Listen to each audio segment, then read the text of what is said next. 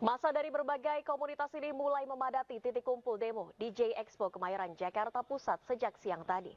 Masa yang tergabung dalam gerakan Indonesia Peace Convoy Road to Freedom for Palestina berkumpul untuk suarakan kemerdekaan Palestina yang masih digempur Israel. Demo diawali dengan konvoi dari Masjid Al-Azhar Jakarta Selatan ke sejumlah jalan protokol, seperti Harmoni, Patung Kuda, dan Bundaran HI. Masa tampak menggunakan atribut Palestina seperti menggunakan baju hitam putih dan bendera Palestina hingga banner yang mengecam Israel. Turut hadir sejumlah tokoh agama dan komunitas untuk semarakan demo bela Palestina. Puncak acara ditutup dengan menggelar doa bersama-sama supaya Palestina segera merdeka.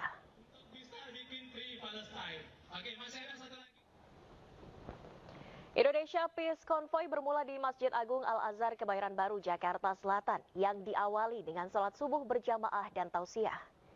Iring-iringan peserta konvoi dimulai pukul 7.30 di kawasan Masjid Raya Al-Azhar, melintasi jalan protokol di antaranya kawasan Semanggi, Bundaran Hotel Indonesia, Patung Kuda, Harmoni, dan berakhir di J Expo Kemayoran, Jakarta.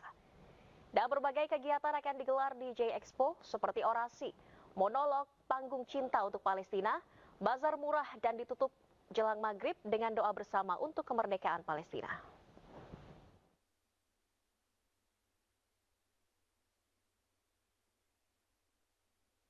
Pemirsa, usai kejaksaan menyatakan akan mengajukan kasasi, hakim yang memvonis bebas Ronald Tanur mendatangi Pengadilan Tinggi Surabaya.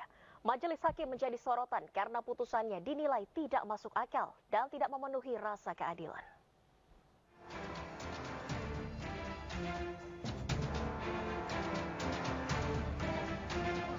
Di tengah sorotan publik, hakim yang memvonis bebas Gregorius Ronald Tanur, Erin Tuah Damanik, mendatangi Pengadilan Tinggi Surabaya, Jawa Timur, Jumat siang.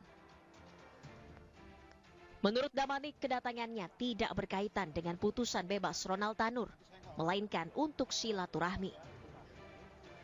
Humas ya, silakan bicara dengan. Kedatangan jenengan ke PT apa Pak? Dalam rangka apa Pak? Apa dipanggil PT atau terkait ini? Dalam rangka apa Pak? Iya, namanya silaturahmi aja. Oh, silaturahmi ya Pak ya. Oh, ini karena ke PT itu teman saya satu angkatan. Oh. Pak, terkait putusan kemarin tuh gimana? Tanya tuh Mas. Oke, siap. Buktinya sudah ada dalam pertimbangan itu semua. Sementara itu, Kejaksaan Negeri Surabaya akan mengajukan kasasi terhadap putusan Pengadilan Negeri Surabaya yang membebaskan Ronald Tanur. Menurut jaksa, pertimbangan hakim tidak masuk akal. Dalam putusannya, hakim menilai korban Dini Sera Afrianti meninggal dunia bukan karena dianiaya, melainkan kerusakan lambung akibat terlalu banyak mengkonsumsi alkohol. Yang menyatakan bahwa korban kematiannya karena ada luka di sana. Nah, sehingga jika misalnya hakim hanya melihat dari sisi bahwa tidak ada saksi yang langsung melihat atau karena pengaruh alkohol, saya kira ini kurang tepat. Ya. Nah, kemudian kalau kita lihat secara logika hukumnya dan fakta-fakta yang ada, bahwa pada saat kejadian ini kan antara korban dengan terdakwa itu berada pada waktu dan ruang yang sama. Kemudian ada fakta yang menyatakan percekcokan antara pelaku dan korban. Kemudian korban pelaku melakukan penamparan, ya, atau pemukulan terhadap korban. Nah, termasuk yang apa yang ditunjukkan oleh CCTV dan visum itu, ya. Nah, sehingga kalau kita lihat fakta-fakta ini, seharusnya hakim melihat ini harus lebih komprehensif.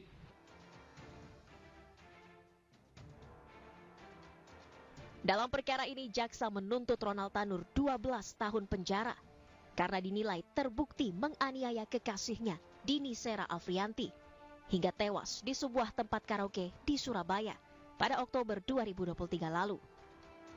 Ronald menganiaya korban dengan botol minuman keras, lalu melindas tubuh korban dengan mobil. Kasus ini menarik perhatian publik, terlebih Ronald Tanur merupakan anak dari mantan anggota DPR Edward Tanur. Tim Liputan iNews melaporkan. Dan pemirsa, kuasa hukum keluarga korban akan melapor ke Mahkamah Agung, Komisi Yudisial hingga KPK atas vonis bebas Gregorius Ronald Tanur. Vonis bebas ini dianggap mencederai keadilan karena bukti-bukti menunjukkan terdakwa menganiaya korban.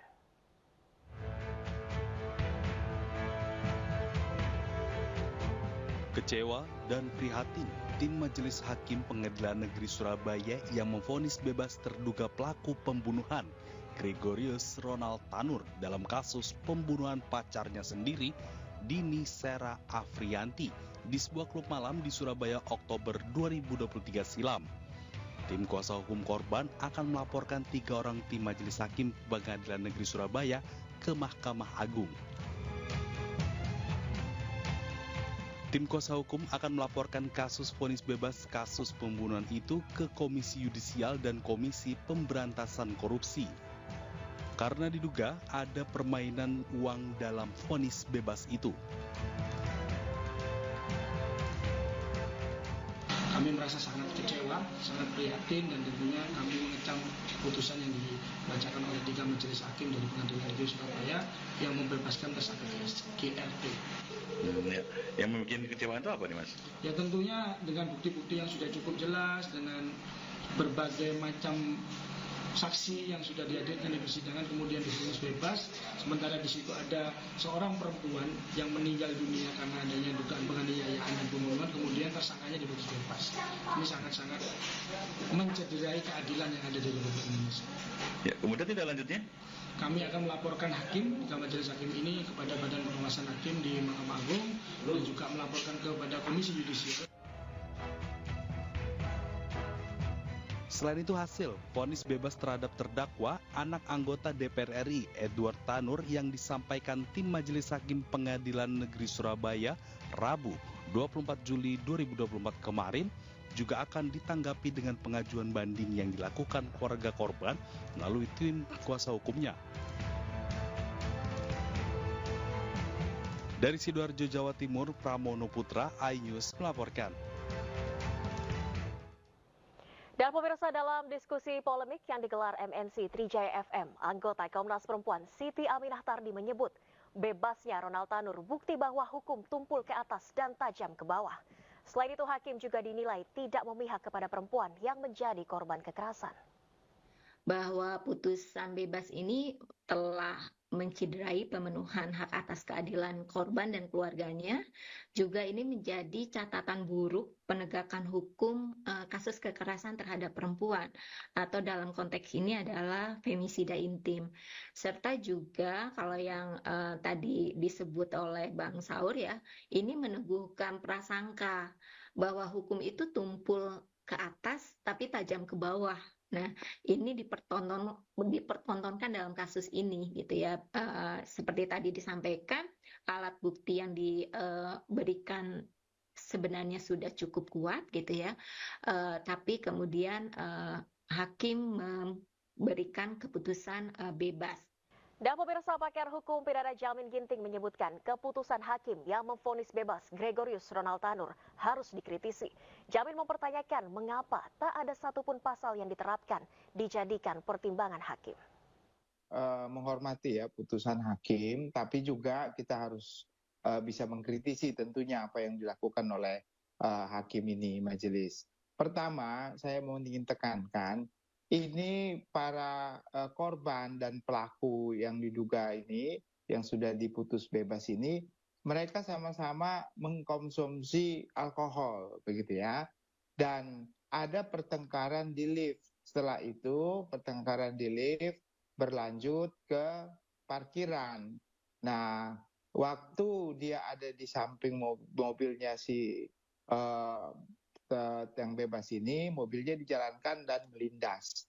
Nah, pertama aja sudah nggak boleh orang mengendarai mobil minum alkohol, kan begitu kan? Itu kan tentu dilarang, kan begitu kan? Nah, lalu setelah itu dia mengendarai mobil mengakibatkan melindas korban. Dan hasil visual repair itu memang ditemukan adanya kerusakan di tubuh daripada korban ini karena lindasan tersebut ya. Nah, dengan demikian ini ada 2 kategori. Apakah ini kesengajaan, apakah ini kelalaian yang mengakibatkan kematian. Nah, jadi pasal itu sebenarnya sudah ada dalam surat dakwaan 338, 351 ayat 3 dan 359. sayangnya semua pasal yang sudah diterapkan tadi tidak satu pun yang menurut majelis hakim memenuhi unsur. Ya. Padahal bukti-bukti yang sudah dihadirkan harusnya sudah cukup terkait dengan itu. Kalau alasan dalam pertimbangannya tidak ada saksi yang melihat langsung terkait dengan pelindasan tersebut, itu bukan merupakan suatu alasan. Karena kalau orang membunuh aja, kalau ada pisau, nggak ada yang melihat, kan nggak bisa juga. Jadi cukup dengan pada kejadian itu ada hubungannya kematian orang tersebut dengan kejadian sebelum terjadinya kematian orang tersebut. Dengan siapa dia bertemu, kapan dia bertemu, apa hubungan antara pelaku dan orang tersebut sehingga kemungkinan besar dialah pelakunya. Itu harus diuraikan dan dipertemukan begitu. Nah, kalau sudah dilihat ini berarti ada yang namanya circumstances evidence yang saling berkaitan begitu ya. Nah, ini kalau saya lihat ini kecenderungannya kalaupun dia tidak ada niat untuk mau membunuh karena mereka berkelahi di lift lalu cekcok ya, biasa sama-sama mabuk begitu, maka kemungkinan besarnya adalah kelalaian yang mengakibatkan kematian. Orang mabuk, nyetir, lalu nggak dilihat di sebelahnya ada orang lain, lalu kelindas. Nah, itu lebih cenderung ke sana, kelalaian yang mengakibatkan kematian di pasal 359 itu. Itu ada dalam surat dakwaan jaksa penuntut umum. Cuma saya kenapa nggak itu dijadikan dasar penghukuman begitu loh. Anda kembali di iNewsroom, pemirsa. Kuasa hukum Saka Tatal yakin bukti baru atau novum yang diajukan di sidang peninjauan kembali belum pernah ada di persidangan tahun 2016. Sementara itu, pakar hukum pidana menilai bukti foto harus disertakan bukti pendukung agar lebih kuat.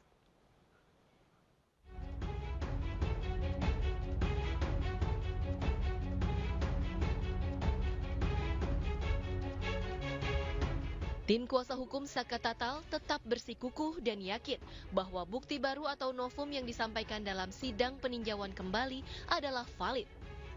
Mereka mengklaim bukti foto itu belum pernah ada dalam persidangan tahun 2016 silam.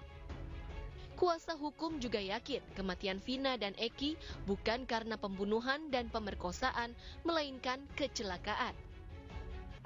Silahkan jaksa membuktikan apakah ada berkas kelima foto yang dijadikan novum di dalam persidangan Saka. Tidak pernah ada. Jangankan di sidang Saka, di sidang dewasa yang punya nomor perkara berbeda, tidak ada foto yang visualnya Vina dan bagian tubuh Vina bagian bawah dan bagian atas itu di dalam berkas 7 terpidana, apalagi di Saka. Jadi kalau misalnya foto yang bagian tubuh bawahnya Vina sudah ada di dalam berkas, jaksa meyakini ada pemerkosaan, hakim meyakini ada pemerkosaan, ya luar biasa. Karena bagian tubuh dalam novum yaitu benar-benar bagian tubuh yang mulus. Vina menggunakan celana dalam, mohon maaf, dan kelihatan dia menggunakan pembalut. Pakar hukum pidana Hipnu Nugroho menilai untuk mendapat kekuatan, setiap bukti foto harus disertakan dengan bukti pendukung lainnya. Karena foto itu harus dibicarakan, foto itu harus dibuktikan, foto itu harus dibunyikan bahwa Saka Tatal tidak pernah ada di tempat. Ini yang penting. Jadi tidak perdebatan fotonya, tapi dikuatkan foto itu dengan bukti-bukti yang lain. Sehingga kalau kita identifikasi seberapa besar PK yang diajukan selama ini, itu keberhasilan ya antara 20-25%. Karena pembuktian penuh ada pada negara. Siapa? Penyidik polisi, penuntut umum jaksa, hakim pengadilan negeri, hakim pengadilan tinggi, termasuk hakim kasasi. Nah, disinilah saya kira evaluasi dilakukan sehingga potensi dikabulkan. Tadi saya katakan memang salah bisa, tapi sedikit 20 boleh. Mudah-mudahan kasus Tata ini bagian dari 20 atau 25% terhadap PK yang diajukan di Indonesia. Sebelumnya, pihak termohon yakni kejaksaan menilai bukti foto yang dilampirkan Saka Tatal bukanlah novum atau bukti baru. Hal itu disampaikan termohon dalam sidang peninjauan kembali mantan terpidana kasus Vina Saka Tatal di Pengadilan Negeri Cirebon Jumat pagi. Dari Cirebon, Jawa Barat, To Iskandar, iNews melaporkan. Sebelumnya pemirsa, dalam sidang PK, mantan terpidana kasus Vina dan Eki Saka Tatal, jaksa menolak seluruh novum atau bukti baru yang dihadirkan. Jaksa menilai sejumlah bukti baru ini pernah dihadirkan di persidangan 2016 lalu.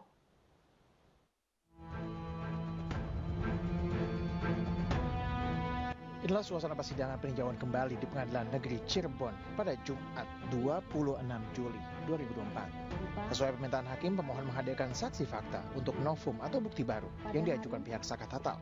Selis, kakak kandung Saka Tatal, hadir sebagai saksi fakta yang mengaku mendapatkan bukti berupa beberapa foto terkait dengan tewasnya Vina dan Eki.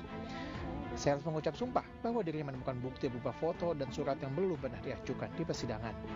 Sementara itu, pihak termohon jaksa penuntut umum menyatakan bahwa novum yang diajukan oleh kuasa hukum Saka Tatal yaitu foto di lokasi kejadian dan foto jasad Eki dan Vina saat berada di Rumah Sakit Gunung Jati bukanlah bukti baru.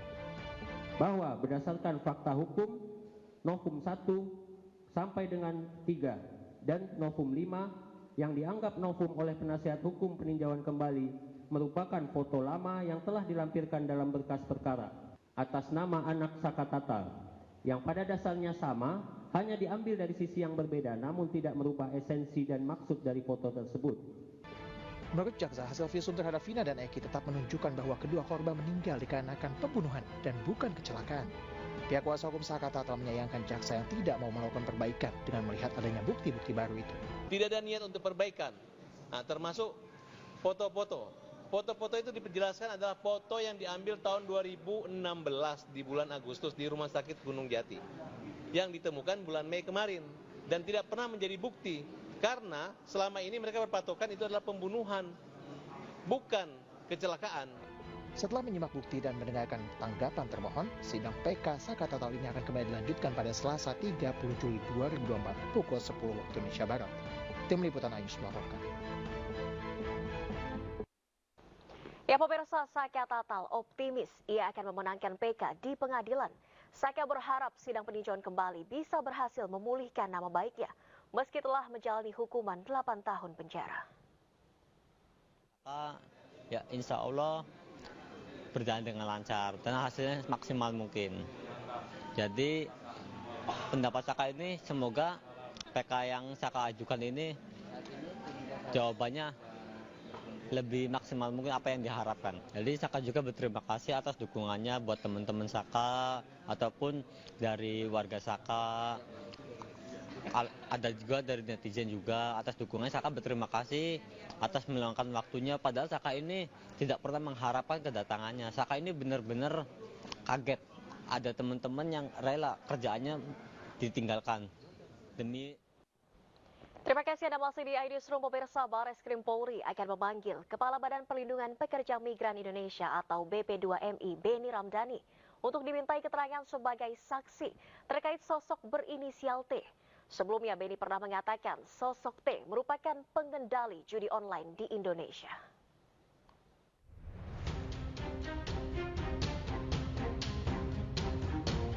Direktorat Tindak Pidana Umum Bareskrim Polri akan memanggil Kepala Badan Perlindungan Pekerja Migran Indonesia Beni Ramdhani untuk dimintai keterangan sebagai saksi terkait sosok berinisial T yang disebut sebagai pengendali judi online Indonesia. Dalam pengakuannya, sosok inisial T sebagai pengendali judi online mengagetkan banyak pihak, mulai dari Presiden Joko Widodo serta Kapolri Jenderal Listio Sigit Prabowo. Pemanggilan Beni Ramdhani dijadwalkan pada Senin 29 Juli mendatang. Mendasari surat penyelidikan, maka tentunya ada dasarnya. Dasarnya surat penyelidikan adalah laporan informasi. Baik itu pertanyaan dari teman-teman media, kemudian sudah beberapa juga ada informasi yang disampaikan oleh teman-teman media. Maka mendasari laporan informasi itu terbitlah surat perintah penyelidikan. Maka langkah-langkah Polri dalam hal ini oleh Bareskrim, Direktorat Tipidum akan melakukan langkah-langkah untuk memanggil, ya, dalam hal ini adalah terhadap saudara Beni Ramdhani yang akan dilakukan proses pemanggilan untuk klarifikasi dan mendalami informasi yang didapat tersebut pada tanggal 29 Juli 2024. Polri akan menerapkan penegakan hukum sesuai perundang-undangan, termasuk kepada sosok berinisial T. Dari Jakarta, Irfan Hardiansyah, Aris Setiawan, iNews melaporkan.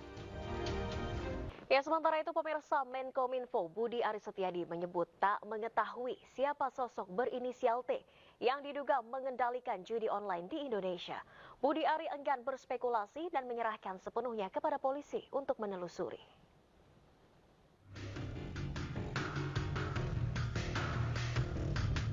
Praktik judi online di tanah air dari tahun ke tahun kian meresahkan. Dalam laporan transaksi mencurigakan yang dirilis PPATK, jumlah perputaran uang judi online hingga tahun 2024 tembus ratusan triliun rupiah. Belakangan berembus kabar bahwa praktik judi online di Indonesia dikendalikan sosok bandar berinisial T yang disebut tak pernah dan tak akan pernah tersentuh hukum. Hal ini disampaikan Kepala Badan Perlindungan dan Pekerja Migran Indonesia, Beni Ramdhani. Ia menyebut temuan ini telah disampaikan kepada Presiden Jokowi. Untuk hal ini, saya menyatakan di depan Presiden, Panglima TNI dan Kapolri, sebetulnya sangat mudah untuk menangkap siapa aktor di balik bisnis judi online di Kamboja dan siapa aktor di balik scamming online. Saya cukup menyebut inisialnya T aja paling depan lah. Yang kedua saya nggak perlu sebut. Dan ini saya sebut di depan Presiden. Sementara Menkominfo Budi Aris Setiadi mengaku tak tahu menau siapa sosok berinisial T yang dimaksud. Ia pun enggan berspekulasi dan menyerahkan penegakan hukum terkait judi online kepada aparat yang berwenang. Kalau tanya inisial di sini, gini loh, kalau tanya inisial, tanya yang buat inisial, jangan tanya kita, emang tebak-tebak buah manggis. Katanya BPKMI sudah melaporkan Pak ke Satgas dan juga ke Presiden Pak. Ya sudah, tanya aja yang membuat pernyataan, tapi siapa buat itu Pak namanya Pak? Saya tahu Pak. Kalau T, saya masalah T itu kan banyak, ada masa Mayor Teddy. Waduh, Soeharto bukan Pak? Enggak lah, bukan lah. Udahlah, pokoknya kita. Sosok bandar berinisial T ini pun ramai diperbincangkan netizen di jagat maya. Bahkan kata kunci inisial T menjadi trending topik di media sosial X. Tim Liputan iNews melaporkan.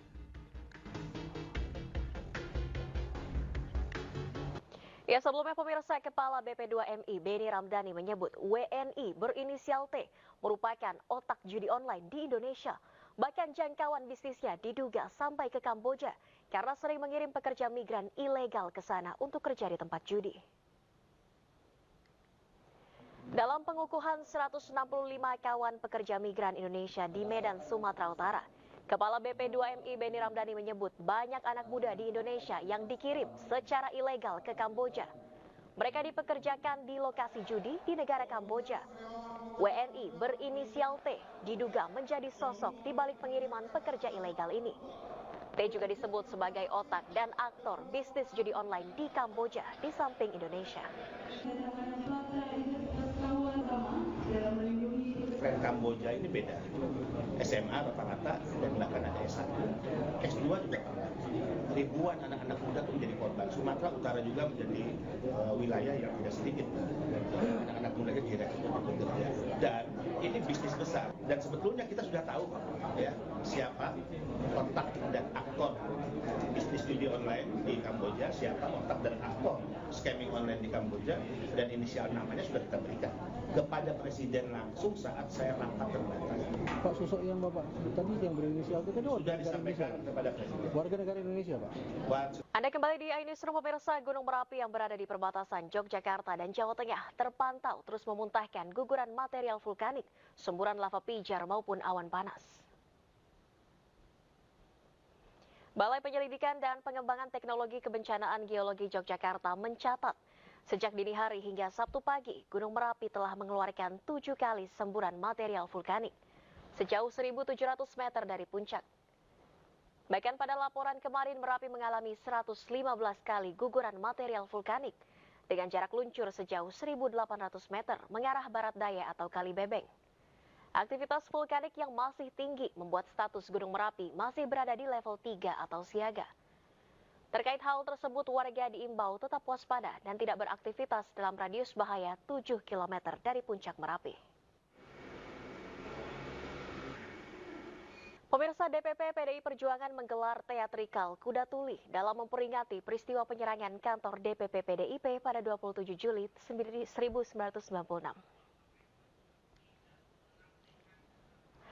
Acara peringatan Kuda Tuli diawali dengan penampilan pembacaan puisi yang dibawakan Amin Kamil dan dilanjutkan dengan penampilan dari solois Fajar Merah Putra dari Wiji Tukul.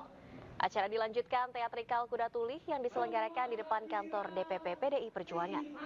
Acara ini juga turut dihadiri oleh Sekjen PDIP Hasto Kristianto, mantan Gubernur Jawa Tengah Ganjar Pranowo, Menkumham Yasona Lauli, serta Ketua DPP PDI Perjuangan Ripka Ciptani. Kegiatan peringatan peristiwa Kuda Tuli nantinya ditutup dengan pidato dan tabur bunga yang dipimpin langsung oleh Sekjen PDIP Hasto Kristianto.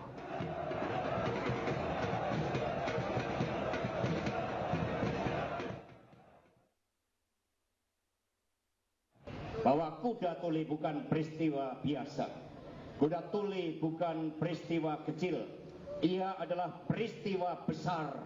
Ia adalah suatu peristiwa yang tidak sekedar menggambarkan tentang bagaimana hukum yang otoriter menyerang kedaulatan partai, tetapi ia adalah serangan terhadap kemanusiaan, serangan terhadap peradaban, serangan terhadap sistem hukum dan demokrasi, dan serangan terhadap kedaulatan rakyat itu sendiri.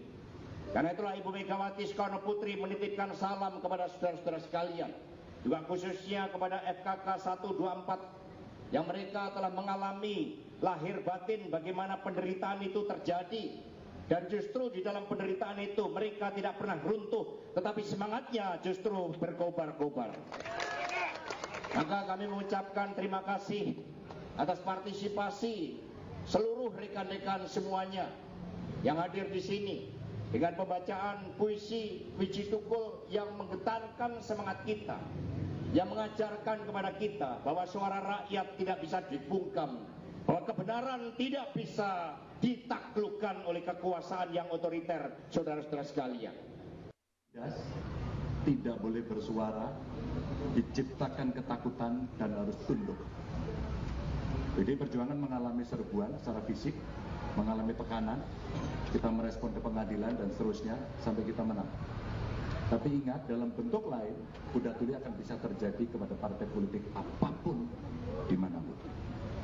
Mereka tidak berani bicara, mereka seperti dicucuk hidungnya dan mengekor saja. Maka hancurlah demokrasi.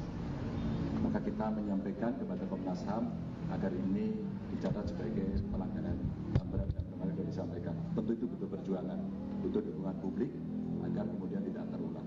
Dan pemirsa, Presiden Jokowi meresmikan revitalisasi Pasar Jongke di Solo, Jawa Tengah pada Sabtu pagi. Jokowi mengaku kaget dengan hasil revitalisasi yang disebut mengalahkan mal.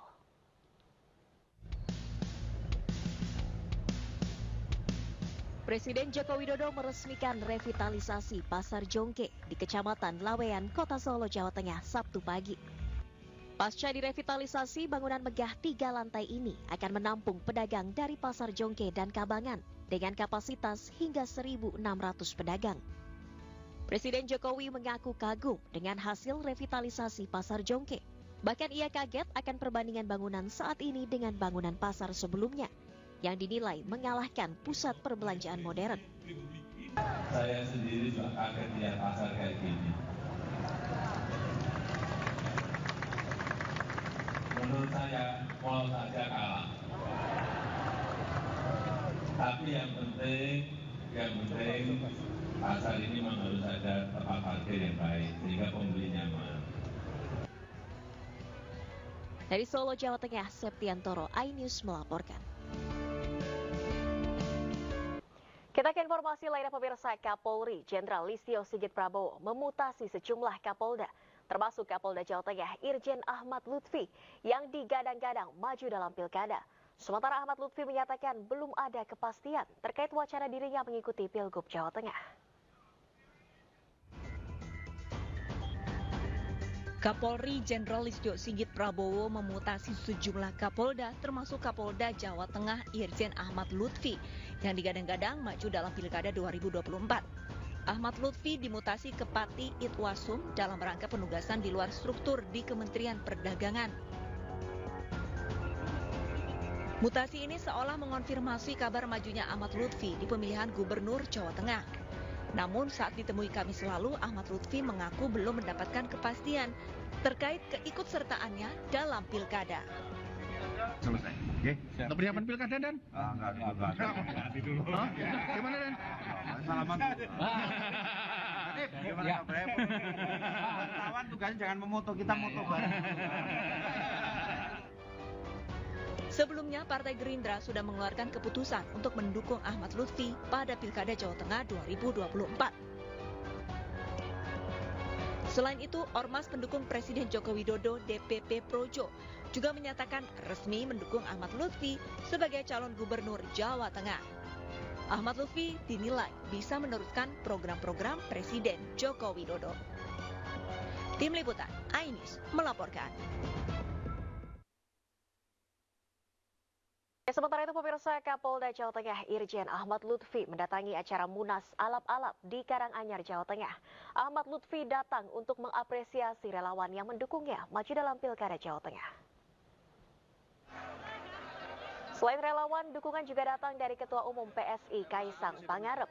Ahmad Lutfi mengucapkan terima kasih atas dukungan yang datang untuk dirinya. Meski demikian, Ahmad Lutfi belum memastikan terkait pencalonan dirinya di Pilkada Jawa Tengah.